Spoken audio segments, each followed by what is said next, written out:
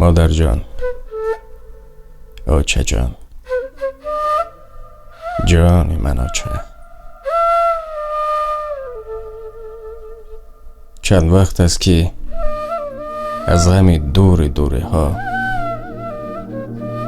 نمی توانم آچه گویم، مادر گویم. بینمان مسافه های زیاد است.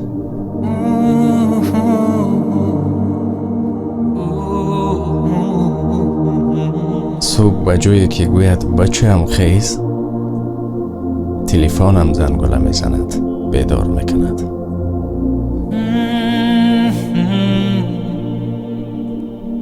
صبح صدا نیست که گوید که بچه هم خور، بچه هم از این خور. صدای بیگانه است که میگوید کوشای.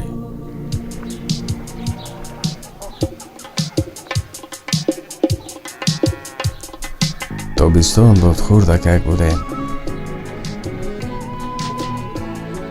وقتی که در کوچه ها بازی میکردیم فریاد میکردید که بچه هم خانه بیا. فریاد زند مادر از خانه مرو دورتر، گویم نروم خانه پس چشمی ترم باشد. نمی گفتیم، گریه میکردیم نمیروم.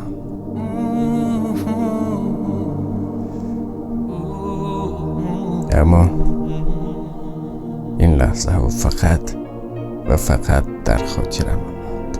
ای عشق امید و آرمانم مادر، نفرانی که مادر ندارند این سخنها به استخوانشان درد میکند و به استخوانشان میرسد.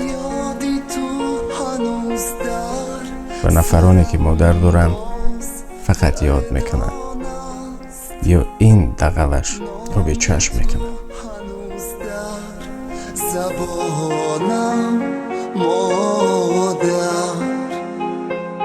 رفتی و بیادی تو زیغم من میسوزم، در آتشی حسرت تو علم من میسوزم، تا روز قیامت که تو